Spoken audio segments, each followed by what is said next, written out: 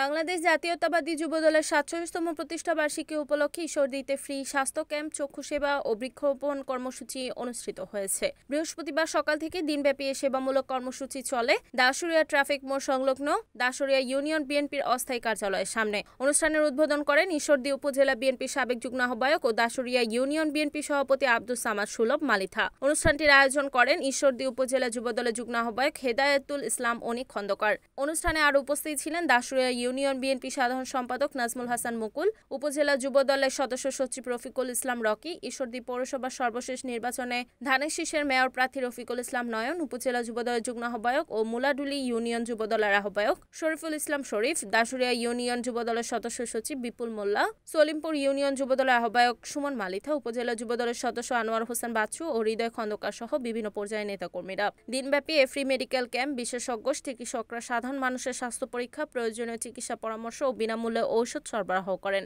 পাশাপাশি দাসুরিয়া গোল চত্বরে গাছের চারা রোপণের মাধ্যমে বৃক্ষরোপণ কার্যক্রমের উদ্বোধন করা হয়।